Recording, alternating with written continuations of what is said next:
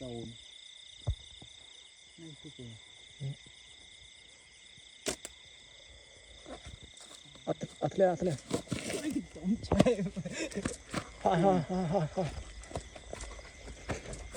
thôi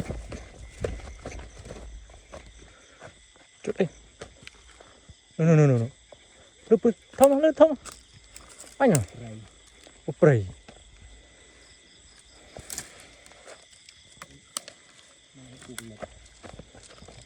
thoát vào YouTube thôi là bay chứ sắp rồi đấy bạn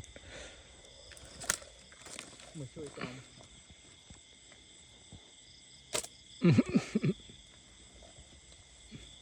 trong hoa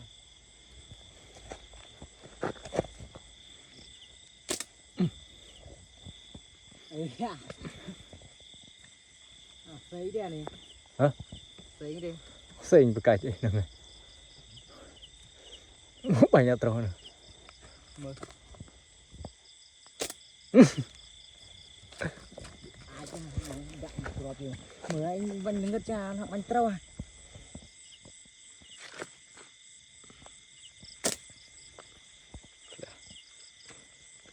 lẹ về năm đây lẹ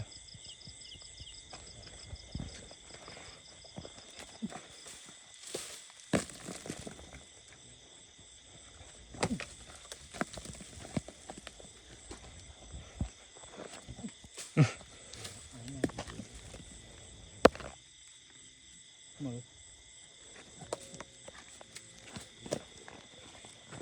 kia thôi không